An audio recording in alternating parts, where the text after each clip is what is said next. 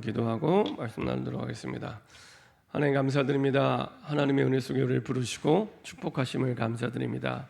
하나님 주신 언약 속에 미리 주신 그 언약을 붙잡고 가는 모든 사람들에게 어떻게 하나님이 승리하는지를 사도행전을 통해 보게 하심을 감사드립니다. 사도행전을 통하여 우리에게 주신 언약의 승리가 무엇인지를 다시 한번 확인하게 하시고 나 이것으로 붙잡게 하시며 이것을 통해 하나님께 최고의 영광 돌리는 증인 될 수 있도록 주님 인도하여 주옵소서. 감사드리며 주 예수 그리스도의 이름으로 기도합니다. 아멘. 우리 좌연 분들과 인사 한번 하겠습니다. 예수님은 그리스도십니다. 우리 한 번 더 인사하겠습니다. 그리스도께서 모든 문제를 끝내셨습니다. 네. 이게 성경의 가장 중요한 핵심 내용입니다. 그래서 정말로 예수가 그리스도시구나, 이것을 대충 믿지 마시고 언약적으로 믿으셔야 됩니다. 그래서 요한복음 19장 30절에 있는 말씀대로 십자가에서 다 이루셨습니다. 어떻게 이루셨냐? 그리스도를 통하여, 그리고 하나님의 나라를 통하여, 그리고 성령 충만을 통하여 사실은 다 이루셨고요.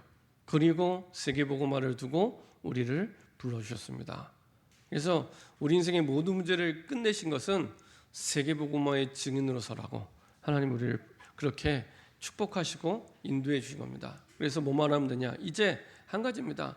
하나님의 결론인 세계복음화를 두고, 하나님의 결론인 세계 선교를 두고 내가 뭐 하면 좋을까? 이거를요, 답 올 때까지 계속 질문하시면 됩니다.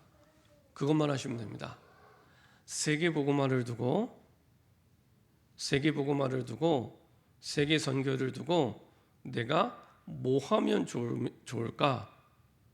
이거를 계속 지금 와 있는 문제 생각하지 마시고 그냥 두시고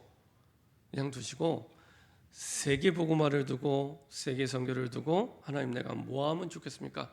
답이 올 때까지 편안하게 억지로 할 필요도 없습니다. 계속 질문하시면 됩니다. 질문하시고 답을 어디서 찾으면 되냐? 말씀 속에서. 그래서 말씀의 흐름 속에서 이거다라고 딱 마음에 담기는 날이 옵니다. 이거다.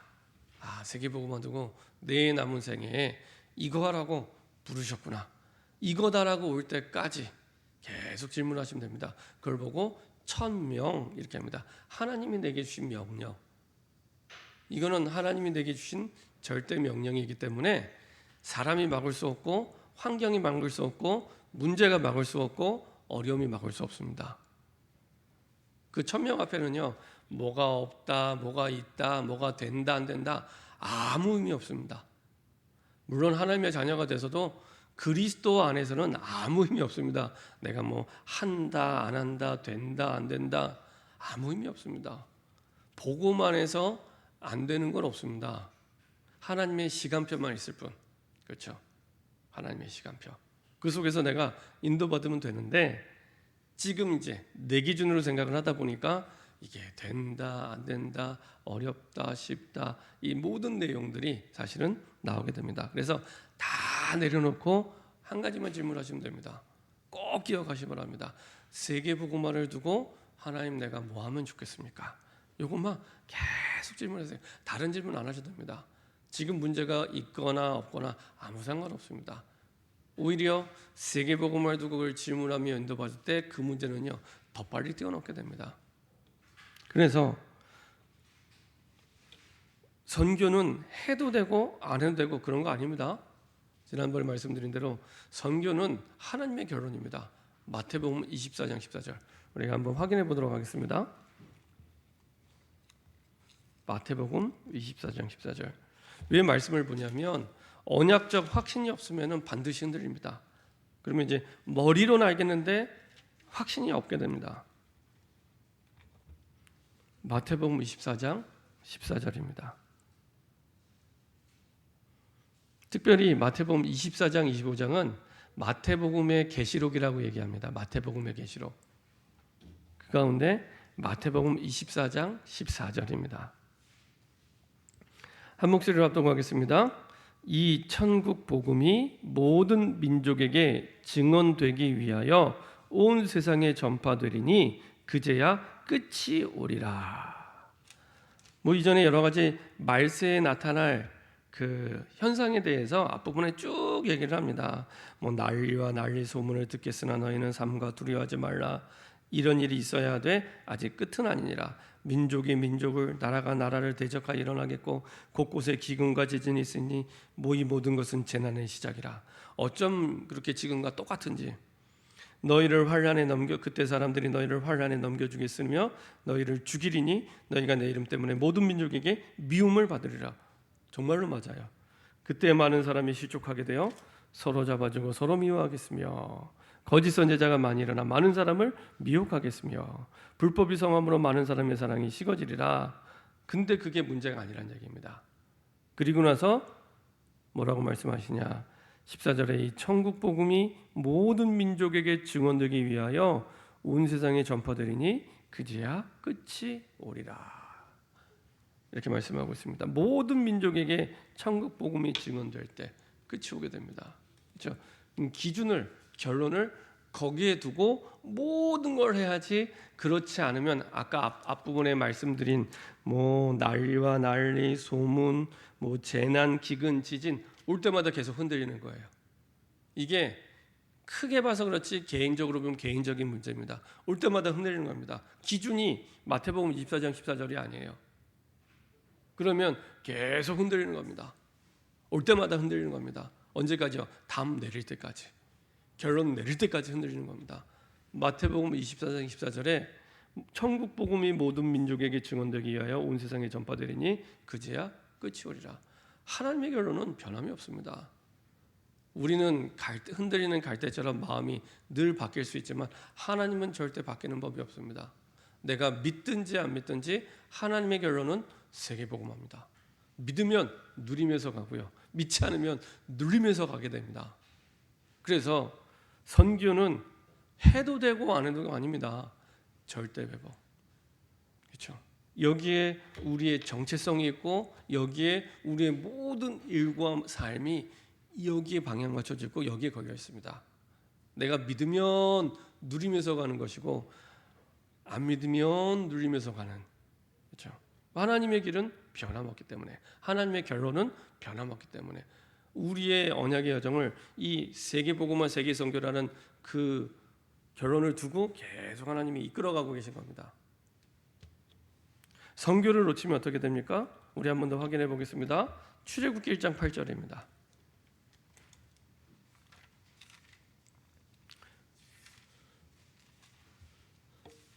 요셉이 당대에는 참 많은 응답을 받았지만 아쉽게도 놓쳤던 부분이 후대에 대한 부분입니다.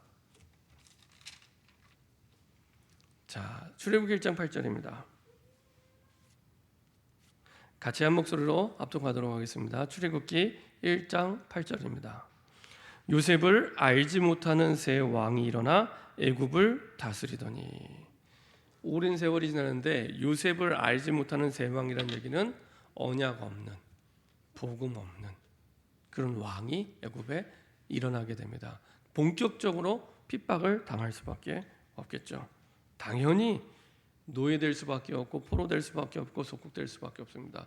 우리 후대가 노예되고 포로되고 속국되어 있는 이유는 하나입니다. 세계복음화를 두고 언약을 놓치면 그 누구도 아무리 똑똑하고 공부 잘해도 노예, 아무리 능력 있고 돈이 많아도 포로, 그리고 그 나라는 속국, 이렇게 되는 겁니다. 그대로 이대로 가게 됩니다. 그렇죠? 세상에 노예되고 돈에 노예되고 사람의 노예되고 일에 노예되고 모든 것에 노예가 되는 겁니다.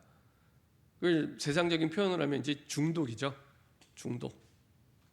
이제 잡혀서 끌려가게 되는 겁니다. 돈에 끌려가고요.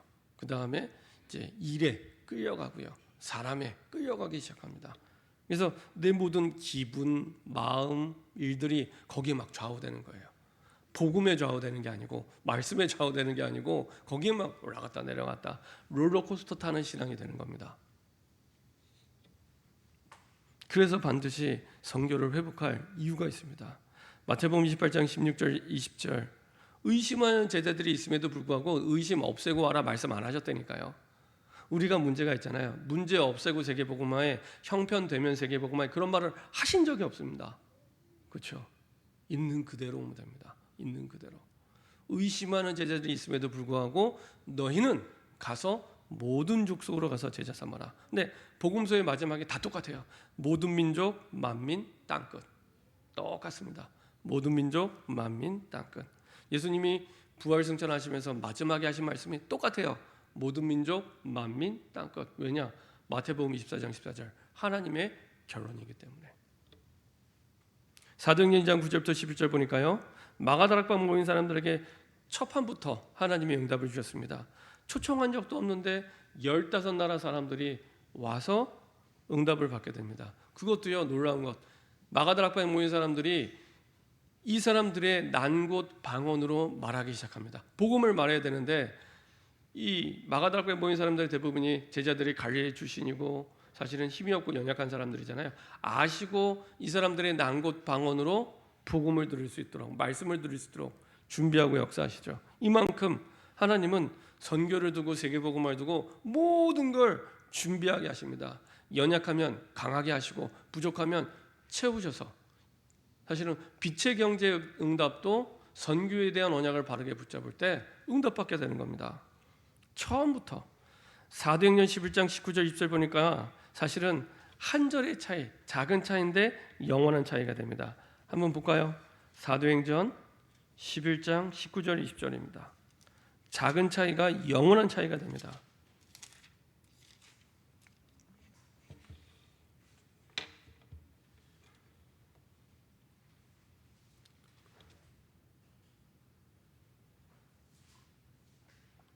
사도행전 11장 19절부터 20절입니다. 같이 합독하겠습니다. 그때 스데반의 일로 일어난 환란으로 말미암아 흩어진 자들이 베니게와 구브로와 안디옥까지 이르러 유대인에게만 말씀을 전하는데 그 중에 구브로와 구레네 몇 사람이 안디옥에 이르러 헬라인에게도 말하여 주 예수를 전파하니. 한 글자 차이입니다. 유대인에게만, 헬라인에게도. 이게 초대교회에 모여 있는 기독교인들이 제대로 깨달았다면 어떻게 되냐면 유대인에게도 말씀을 전하는데, 그러니까 헬라인에게는 당연히 말씀을 전하는, 유대인에게 당연히 말씀 전하고 헬라인에게도 당연히 말씀을 전해야 되는, 이게 당연한 일인데 당연하지 않은 일. 왜냐? 가지고 있는 선민의식 때문에 하나님의 말씀보다 강하게 내 생각을 가지고 있는 겁니다. 그러면 이렇게 됩니다. 하나님의 말씀보다 내 생각을 그냥 갖고 있는 게 아닙니다. 아주 강하게. 어느 정도냐? 우리가 앞부분 안 봤지만 사도행전 10장, 11장 베드로와 예루살렘 교회에 그 생각을 치유하기 위해서 계속 하나님이 도우시고 역사하세요. 그렇죠? 근데 안 바뀌는 겁니다. 그래서 이 한 글자 차이가 영원한 차이가 됩니다. 그래서 그 뒤에 드디어 이방 복음화, 다시 말하면 이게 한 글자 차이지만 언약을 놓친 거거든요. 사도행전 1장 8절. 예루살렘과 온 유대와 사마리아와 땅 끝까지 증인되라고 했는데 안 가는 거예요. 안 하는 겁니다.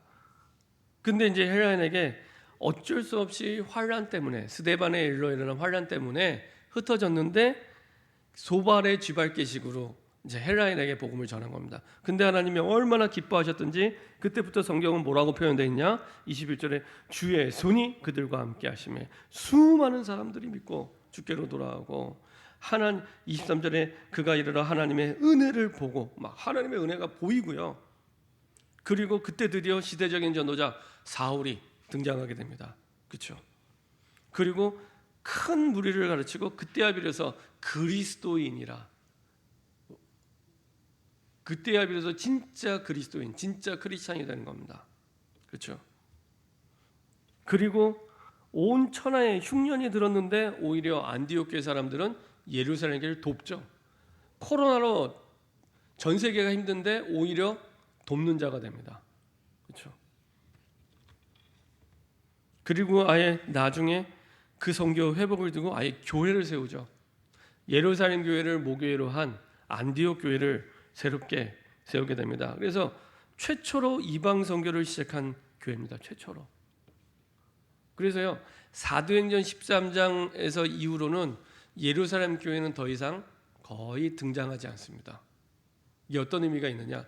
선교의 언약을 붙잡냐 붙냐, 여기에 모든 하나님의 역사 응답이 여기에 걸려 있습니다. 그래서 끝까지 하나님께 쓰임 받는 영광스러운 인생과 삶은 선교의 언약을 붙잡은 자에게 있습니다. 그래서 그 언약을 붙잡은 안디옥 교회와 그리고 전도자 바울은 끝까지 쓰임 받게 되죠. 가장 영광스러운 하나님의 응답과 축복 속으로 가장 위대한 인생을 사는 삶 속으로 들어가게 됩니다. 마게도냐, 사도행전 16장 6절 10절에 마게도냐로 선교하러 가는 것 같았는데 이것이 세계 역사를 바꾸는 교회 축복을 보게 하시죠. 세계 역사를 바꾸는 거예요. 이 선교팀이 가는 곳이 세계 선교, 세계 역사를 바꾸는 발걸음이 됩니다. 대단하죠. 어마어마합니다. 지금도 마찬가지입니다. 지난주에 말씀드린 대로 하나님이 시르나 조우나 미국을 들어 쓰실 수밖에 없는 이유, 그렇죠? 세계 선교에 쓰임 받고 있기 때문에. 지금 거의 막상막하가 중국이잖아요. 하나님이 중국을 쓰실 수밖에 없는 이유, 공산주의를 잘해서 쓰임 받는 게 아닙니다. 그 중국에는요 1억 명 이상의 크리스찬들이 있습니다. 1억 명 이상의. 그리고요 전 세계에서 성경책을 가장 많이 인쇄하는 공장이 중국에 있습니다. 여러 많은 공장이 중국에 있지만 성경책도 가장 많이 인쇄하는 공장이 중국에 있습니다. 1억 명이 넘는 크리스찬들이 중국 현장에 있기 때문에 하나님이 미운하거나 중국을 또 쓰실 수밖에 없어요. 모든 하나님의 세계사와 역사가 그 중심으로 흘러가게 됩니다. 선교 역사 따라서. 이거는요 그 증거는요 밤새도록 얘기해도 너무 많은, 한국의 역사도 마찬가지고요, 세계의 역사도 마찬가지고요. 선교의 발걸음이 세계 역사를 바꾸는 발걸음이 되고 그런 교회가 됩니다. 그리고 이것은요 하나님이 주시는 응답, 그래서 절대 응답은 아무도 막을 수 없기 때문에, 절대란 말은 하나님께만 붙일 수 있는 단어입니다. 그래서 막을 수 없는 응답이 와요. 풍랑이 와도, 죽을 위기를 만나도 죽을 수가 없어요. 선교 때문에. 풍랑이 와도 막을 수가 없어요. 이게 사도행전 27장 24절입니다. 바울이 로마로 가야 되는 것이 하나님의 언약이 걸려있기 때문에 아무도 막을 수 없는 절대응답, 그렇죠? 그 선교의 언약 때문에. 그래서 지난주, 지지난주 계속 말씀드리잖아요. 항상 모든 일, 모든 문제에 항상 승리하는 방법이 있다. 그게 뭐냐? 미리 언약을 가진 자, 미리 언약을 가진 자. 그 사람은요 승리할 수밖에 없어요. 그 사람의 능력, 수준, 배경, 환경, 형편 아무 상관없습니다. 어떤 사람을 만나도 상관없습니다. 승리한다니까. 언약을 미리 가진 자가 승리한다니까요. 왜요? 그 언약 때문에 아무도 막을 수 없는 절대 응답이 그 사람 현장에 나타나기 때문에. 그렇죠? 그 사람이 말단 직원으로 있어도 그 회사를 움직이는 응답은 그 사람 때문에. 그리고 우리는 복의 근원이라고 얘기를 하잖아요. 그렇죠? 그 사람 중심으로 모든 현장을 다 움직이십니다. 그렇죠? 자, 그래서 오늘 사도행전을 마무리하면서 이 시대 사람들을 복으로 이끈다는 그 종교가 놓친 것을 가진 초대교회라는 제목을 가지고 우리 말씀 나눌 때 하나님이 우리에게 원하시는 방향이 뭐냐? 이 시대를 살리는 모델이 되기를 원하십니다. 이 시대를 살리는 모델로 우리를 부르셨습니다. 하나님이 원하시는 방향은 지금 코로나 재앙받는 이 시대의 현장 속에 시대를 살리는 모델로 서기를 원하십니다. 그러려면 첫 번째로 꼭 기억해야 될 것은 사단에 대한 존재입니다. 사단에 대한 분명한 존재와 전략을 알아야 됩니다. 우리 하나님의 말씀 창세기 3장 1절부터 6절을 보도록 하겠습니다. 이거는요 그때나 지금이나 변함없는 사단의 전략입니다. 똑같습니다.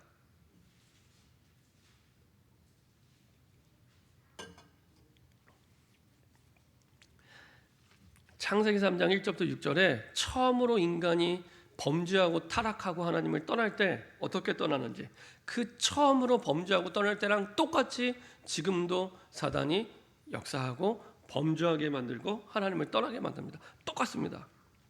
자, 저 여러분들이 교독하겠습니다. 제가 먼저 읽도록 하겠습니다. 그런데 뱀은 여호와 하나님이 지으신 들짐승 중에 가장 강교하니라. 뱀이 여자에게 물어 이르되 하나님이 참으로 너희에게 동산 모든 나무의 열매를 먹지 말라 하시더냐.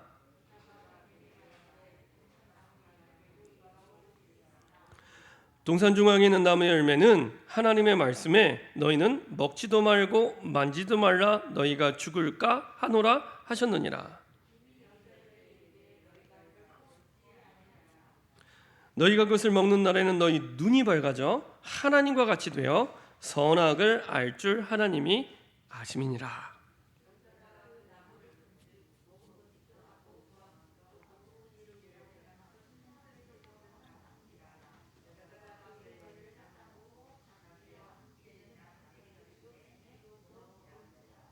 자, 여기서 잘 보세요.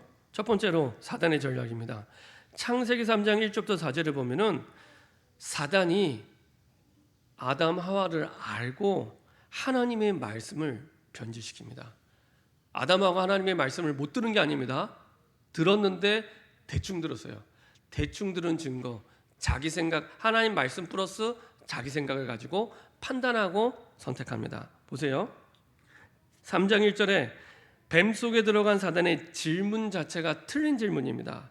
하나님이 참으로 너희에게 동산 모든 나무의 열매를 먹지 말라 하시다냐. 이거는요, 사단이 우리의 존재를 알고 질문한 겁니다. 알고, 우리의 약점도 알고 단점도 알고, 야, 이 사람은 돈 문제만 건드리면 넘어져. 계속 건드립니다. 돈 문제 가지고. 이 사람은 자식 문제만 건드리면 넘어져. 계속 건드립니다. 알고 건드린 겁니다. 알고. 그죠? 그때 대답입니다. 하와의 대답입니다. 뭐라고 대답하냐? 3절에 동산 중앙에 있는 나무의 열매는 하나님의 말씀에, 참 말도 잘해요. 하나님의 말씀에 너희는 먹지도 말고 만지도 말라 너희가 죽을까 하노라 하셨느니라. 창세기 2장 17절에 보면 말씀하십니다. 선악을 알게 하는 나무의 열매는 먹지 말라 내가 먹는 날에는 반드시 죽으리라 하니라. 이렇게 말씀을 받았습니다. 반드시 죽는 겁니다. 99% 죽는 게 아닙니다. 먹으면 100% 죽는 겁니다. 믿으면 중간이 없습니다. 내가 뭐 40% 믿고 50% 믿고 99% 믿고, 그거는 99% 믿는다는 건 안 믿는 겁니다. 믿으면 100%고 안 믿으면 안 믿는 겁니다. 근데 여기에 자기 생각이 들어간 거예요. 어떻게 해요? 만지지도 말라. 언제 하나님이 만지지 말란 말씀 하신 적 없잖아요. 자기 생각이 들어간 겁니다. 그래서 사단이 유혹했겠죠. 저를 보세요. 자, 선악과가 이렇게 있잖아요. 그러면 제가 사단이라면 그렇게 유혹을 할 것 같아요. 선악과를 막 만지겠죠. 분명히 자기 입으로 먹지도 말고 만지지도 말라 했으니까 선악과를 만지는 겁니다. 봐, 괜찮지? 만져도 괜찮아. 그럼 그 다음 단계 어떻게 되냐? 먹어봐. 이렇게 되는 겁니다. 그렇죠? 만졌는데 아무 이상이 없잖아요.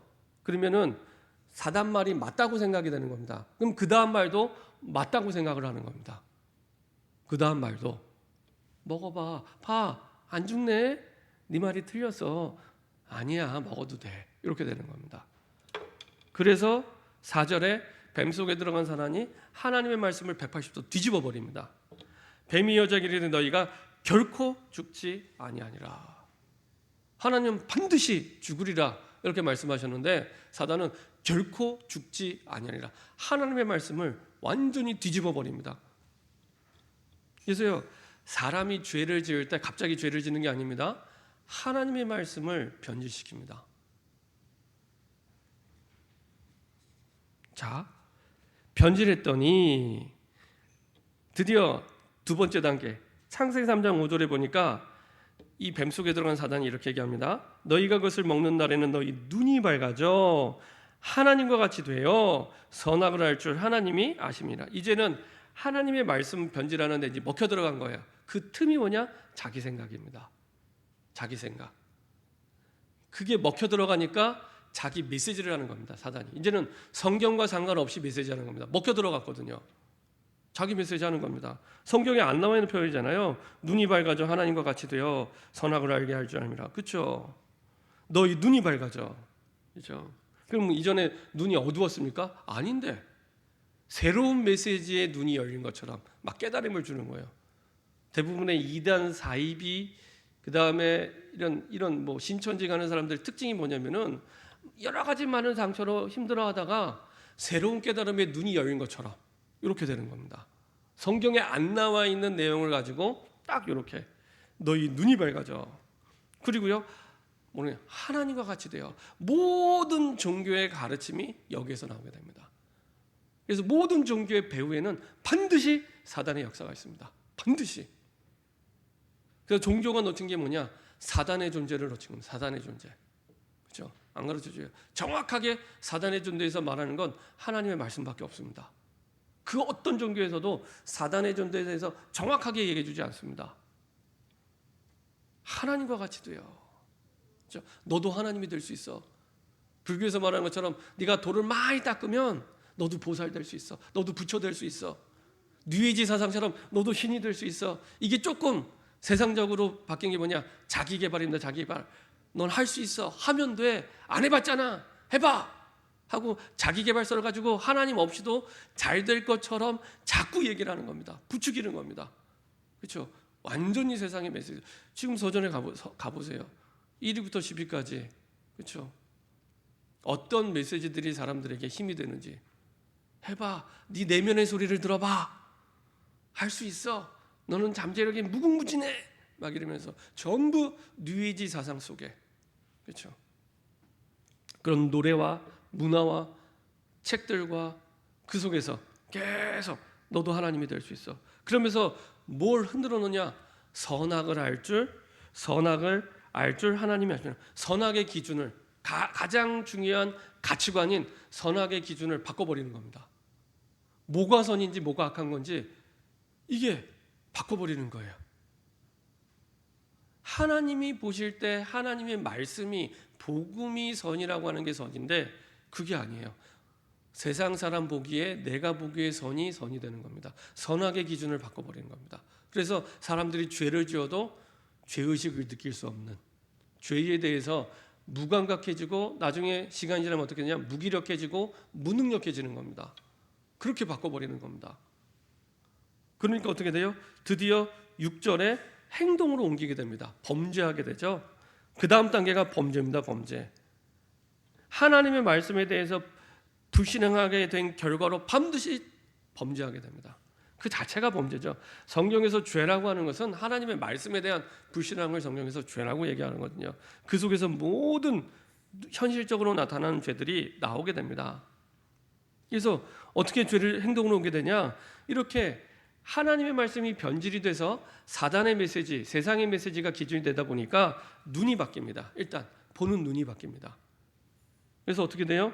너희가 그것을 먹는 날에 너희 눈이, 여자가 그 나무를 본즉 먹음직도 하고 보암직도 하고 지혜롭게 할 만큼 탐스럽게도 한 나무인 줄 아니잖아요. 이게 먹음직하고 보암직하고 지혜롭게 할 만큼 탐스럽게 보이면 안 되거든요. 저거는 독사과구나. 독사과 먹으면 죽는구나 이렇게 봐야 되는데 눈이 바뀌는 겁니다. 눈이 바뀌게 되고요. 사단의 메시지가 생각과 마음에 들어오니까 눈이 바뀌는 겁니다. 내 생각과 마음에 뭘 담느냐가 중요하거든요. 그 담는 거에 따라서 보이는 게 달라지는 겁니다. 그래서요, 그 집중훈련을 하면은 첫 시간에 그 강사 목사님들이 많이 말씀하시는 게 뭐냐면은 보는 거 듣는 거 바꿔야 됩니다. 지금 나에게 이런 문제가 있고 이런 문제가 있고 여러 가지 많은 문제가 있잖아요. 그 시작이 어디서 됐냐? 내가 지금 보는 거, 내가 지금 듣는 거. 하루 종일 내가 뭘 제일 많이 보는지, 뭘 제일 많이 듣는지를 가만 생각해 보세요. 그게 내 생각에 계속 쌓이는 겁니다. 내 마음이 계속 쌓이는 겁니다. 하루 종일 드라마 보고 인터넷 보고 게임하고 뭐 그게 쌓이는 겁니다. 그러면 죄를 지을 수밖에 없죠. 죄를 지으면서도 죄의식을 느낄 수 없는 눈이 바뀌게 됩니다. 생각 마음이 이미 바뀌었기 때문에 눈이 바뀌는 거죠. 사단의 메시지를 담고 있기 때문에. 그리고 바로 이어지는 건 행동으로 옮기게 됩니다. 여자가 그 열매를 따먹고 범죄하게 되죠. 그리고 여기서 끝나지 않습니다. 반드시 그 사람을 통해 죄에 영향력을 미치게 됩니다. 자기와 함께 있는 남편에게 준대요. 나와 관계된 모든 현장에 죄의 영향력이 미치기 시작합니다. 나 혼자가 아니라 내 남편, 내 아내 죄의 영향력이 미치기 시작하고요. 내 자녀들에게 죄의 영향력이 미치기 시작합니다. 그렇죠? 그래서 사람들이 영적 존재인 사람이 갈급하기 때문에 그렇죠? 우상을 찾게 됩니다. 동물은 안 찾는다니까요. 동물은 영적 존재가 아니기 때문에 사실은 하나님을 만날 수도 없고 만날 필요도 없고 만날 이유도 없어요. 사단의 존재도 몰라요. 알 필요도 없습니다. 근데 인간은 하나님의 형상 가진 유일한 영적 존재이기 때문에 하나님을 만나지 못하면 반드시 다른 걸 섬기게 되어 있습니다. 그걸 보고 우상, 그게 이제 종교, 따르는 가르침이 된 겁니다. 그리고 반드시 우상에는 영적 문제가 따라갑니다. 육신의 노력으로는 해결되지 않는 영혼의 문제가 와버린 영적 문제가 오게 됩니다. 근데 사람들은 영적 문제를 생각 안 하잖아요. 그래서 육신적인 노력만 합니다. 똑바로 해라, 제대로 해라, 바르게 해라. 늘 말만 도덕적인 윤리적인 얘기만 합니다. 영적 문제인데. 그리고 나중에는 병들기 시작합니다. 마음의 병들기 시작하고 육신의 병들기 시작합니다. 그렇죠? 그래서 종교가 좋은 가르침처럼 보이지만 뭘로 주냐? 사단을 이길 수 있는 유일한 길, 복음을 놓친 겁니다. 그래서 이 복음을 놓친 사람에게 어떻게 드러나게 되냐? 딱 복음이 아닌 나 중심으로 살게 합니다. 이게 불신자의 삶의 방법입니다. 그리고 나 중심이가 단히 내 거 이렇게 중심으로 살게 되고요. 그리고 내 성취 요거 중심으로 살아가게 됩니다. 제일 빨리 망하는 길입니다. 딱 창세기 3장, 6장, 11장에 철저하게 나 중심에, 나중에 바벨탑을 쌓는지도 모르고 쌓았다가 많이 올라간 만큼 떨어질 때는 충격이 크겠죠. 그래서 많은 사람들이 자살을 하는 겁니다. 분명히 돈을 많이 가지고 지식도 많이 가져서 자살할 이유가 없는 것처럼 보이는데 자살하는 겁니다. 바벨탑처럼 막 쌓아 올렸거든요. 그게 행복의 길인 줄 알고 추락하는 겁니다. 추락할 때는 충격이 크겠죠. 2층에서 떨어지는 것과 63빌딩에서 떨어지는 것과 다르죠. 그죠? 그래서 자살은 선진국병입니다. 그 서울역에 있는 노숙자나 거지는 자살 안 합니다. 어떻게든지 빌어먹고 살려고 하지 자살 안 한다니까요. 그렇죠? 복음 없는 삶이 딱 이렇게 들어갑니다. 나 중심. 뭘 해도 나 중심이에요. 생각하고 판단하는 게 내 것 중심, 내 형편 중심. 하느냐 안 하느냐의 기준이 뭐냐? 내 형편. 그리고 내 성취 중심. 이렇게 됩니다. 세 번째로 그 가운데 하나님은 초대교회에게 이걸 이길 수 있는 힘을 주셨죠. 자, 사도행전 13장 5절부터 12절 보면요. 하나님의 말씀을 이제 드디어 바울 선교팀이 전하러 1차 선교 여행을 떠나는데 하나님의 말씀을 전하러 회당에 들어가는데 거기에 누가 있냐? 마술사 엘루마. 마술사라고 해서 착각하지 말 것은 지금 있는 그런 마술사가 아닙니다. 주로 이렇게 뭐 그 퇴마사, 뭐 이렇게 뭐 박수무당 요 정도로 생각하는 게 맞습니다. 우리가 생각하는 무슨 마술 뿅 하는 이게 아니고 이게 뭐 귀신을 내쫓는 뭐 퇴마사나 아니면 박수무당 정도 그런 사람들입니다. 이 마술사 엘루마. 그리고요. 사도행전 16장 16절 18절 보니까 바울이 2차 전도 여행에서 전도하다가 기너한 곳을 찾는데 거기서 누구를 만나냐? 점치는 귀신 들린 여종, 쉽게 하면 무당을 만납니다. 점치는 귀신 들린 여종. 그리고 세 번째로 오늘 봤던 사도행전 19장 8절부터 20절 3차 전도 여행. 지금 1차, 2차, 이번이 3차 전도 여행에 이제 다시 하나님의 나라를 강론하면서 회당에 들어가게 됐는데 그 에베소 지역에서 누굴 만나냐? 마술하는 어떤 유대인. 아까 그 마술사 엘루마와 같은 그런 유대인들을 또 만나게 됩니다. 공통점이 있죠. 공통점. 뭐가 공통점입니까? 하나님의 말씀 복음을 전하는 그 현장 속에 항상 누가 있냐? 사단과 귀신에 잡힌 그렇죠. 그런 존재들이 다 있었습니다. 그렇죠? 그래서 초대교회는 분명한 영적인 힘을 가지고 그것을 제압할 수 있는 능력을 가지고 그 현장 속에 하나님의 말씀 복음을 전하죠. 그러면서 복음의 말씀이 선포될 때 그 현장에 흑암이 무너지고 하나님의 나라가 임하게 됩니다. 그래서 20절에 주의 말씀이 흥화하여 새를 걷게 되고 이게 여기서 끝나는 게 아니라 21절에 드디어 세계복음과 로마복음의 실제적인 확신, 큰 확신을 갖게 됩니다. 소아시아 전체가 복음받게 되고 흑암이 무너지는 걸 보게 되면서 진짜 세계복음화 가능하다라고 확신하고 이제는 로마로 떠나게 됩니다. 실제 행동으로 옮기는 거죠. 결론입니다. 하나님은 이 사도행전적인 전도와 선교 운동의 응답의 모델로, 다시 말하면 성경적인 전도 운동의 모델로 저와 여러분들을 이미 부르셨습니다. 방향만 맞추시면 됩니다. 어떻게 맞추면 되냐? 진짜 하나님, 내 남은 생에 세계복음화, 세계 선교를 두고 뭐 하면 좋겠습니까? 그냥 그것만 질문하세요. 뭐 능력이 있다 없다, 형편이 된다 안 된다, 아무 상관없습니다. 문제가 있다 없다, 아무 상관없습니다. 딱 거기를 방향 맞추고 그걸 꽂아 두고 내 삶을 맞춰갈 때, 그때부터 하나님이 내 문제를 해결해 가시는 걸 보게 하십니다. 그래서 이제부터는 하나님, 나 중심이 아닌 여호와의 것이 각인될 수 있도록, 그래서 영적 원리를 알고 영적인 세계관을 가지고, 특별히 사도행전 16장 16절에 보면 이렇게 말씀하고 있습니다. 16장 16절에 보면 우리가 기도하는 18절에 보면 이같이 여러 날을 하는지라 바울이 심히 괴로워하여 돌이켜 그 귀신에게 이르되 예수 그리스도의 이름으로 내가 내게 명하노니 그에게서 나오라 하니 귀신이 즉시 나오니라. 이게 무슨 말입니까? 두 가지죠. 이 귀신 잡힌 이 여종 무당이 있는데, 이 무당이 진짜 귀신에 잡혀 있구나 알고 있었던 겁니다. 영적 사실을. 그리고 이 사람을 해방시키는 길은 이 사람을 사로잡은 귀신을 쫓아내는 것, 그렇죠?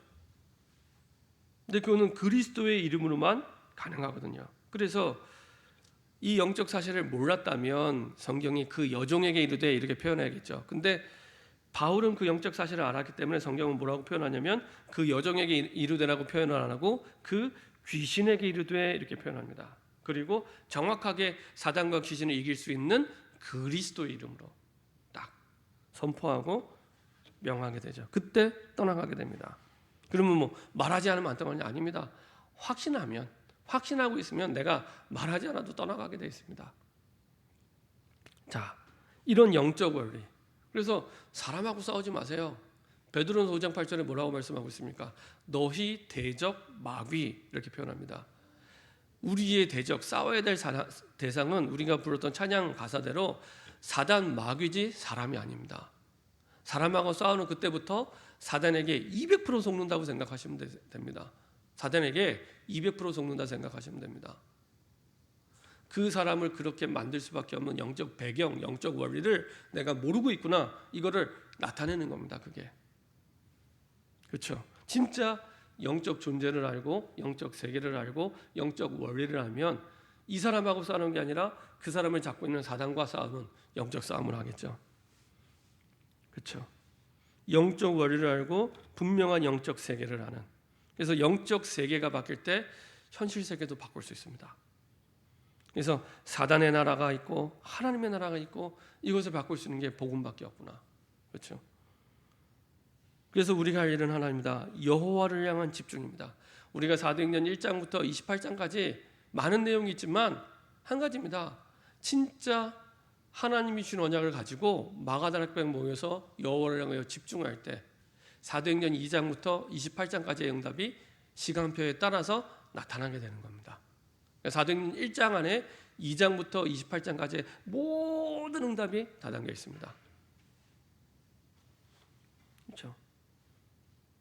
그래서 여호와에 대한 집중이 무엇인지 기도의 실제를 알면은 정말로 사실적으로 하게 되죠. 보통 생각과 마음은 뇌에 각인을 주고요. 뇌에 각인된 건 우리의 영혼에 영향을 줍니다. 그리고 이것이 영혼이 가게 되는 겁니다. 그래서 우리의 생각과 마음이 하나님의 말씀을 담을 때, 깊은 묵상 속에 담을 때, 그때부터 우리 뇌에 올바른 복음이 각인되기 시작하고 우리의 영혼이, 그리고 우리의 영적 상태가 바뀌기 시작하고 영원한 응답 속으로 들어가게 됩니다. 이렇게 되면요, 내가 어느 곳에 있는지 아무 상관없습니다. 어디에 있는가 중요하지 않습니다. 내가 어디에 있는지 전혀 중요하지 않습니다.